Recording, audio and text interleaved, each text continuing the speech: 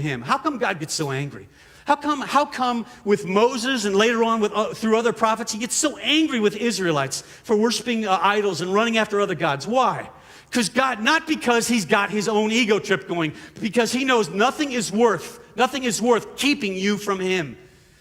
He knows that whatever is there instead of him is killing your spirit, disconnecting you from the only source of love and purpose you're ever going to really have. I, the Lord your God, am zealous. I am a jealous God, he cries to Israel. It's the zeal of my love that wants to protect you. That's why I'm hacked off. Anything less than your highest good gets him angry. To me, it's the exact same kind of righteous anger that Principal Joe Clark showed one day when he's trying to bring a high school back to true education. And he's meeting with students who are doing drugs. And he comes to this little kid named Thomas Sams. And this kid says, I'm doing crack, I'm doing cocaine. And Joe Clark, the principal of that high school, takes Thomas Sams and he takes him through the high school, up the stairs, did any of you see this? Lean on me. And the principal takes the kid to the rooftop of the building, of the high school building, and he has this conversation with him. Watch this.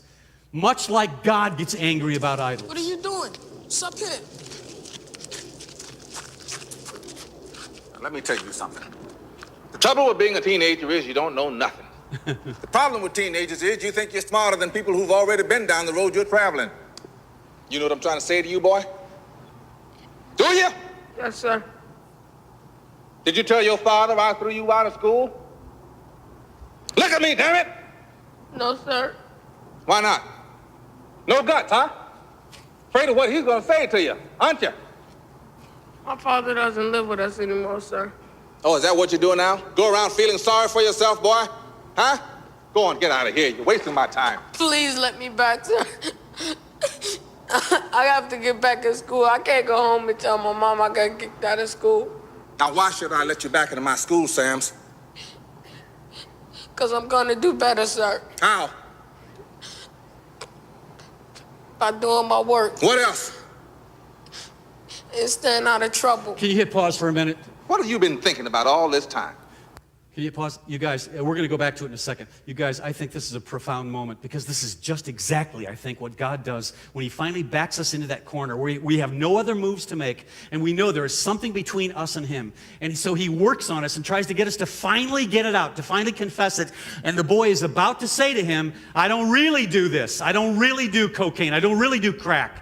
Watch the principle with God's kind of intense focus, trying to get us to the point where we finally, instead of rationalizing, excusing sin, and compromising sin, and whatever it is, we finally get to the point where we confess it. Then he forgives it. Then the blood of Christ eliminates it. Then we can move on. Think about it. Watch this. Why should I believe you now? Because I changed my ways. I've changed my ways. He doesn't believe him. I don't believe you, Sams. I don't think you've changed a thing. Go on, jump. No, I don't want to jump. Yes, you do. You smoke crack, don't you? You smoke crack, don't you? Look at me, boy. Don't you smoke crack? Yes, sir. You know what that does to you? Huh? No, sir. It kills your brain cells, son. It kills your brain cells. Now, when you're destroying your brain cells, you're doing the same thing as killing yourself. You're just doing it slower. Now, I say if you want to kill yourself, go on and do it expeditiously. Now, go on and jump. Jump. No. Jump. I don't want to kill myself, sir. He's got a right to get angry, and the kid finally repents because he doesn't want to die. Nobody wants to die. The principal showed his love. He had a zeal. His zeal comes from love. That's why he's angry. Something's destroying this kid's life, and God says, I am not going to stand by quietly and not work on your heart.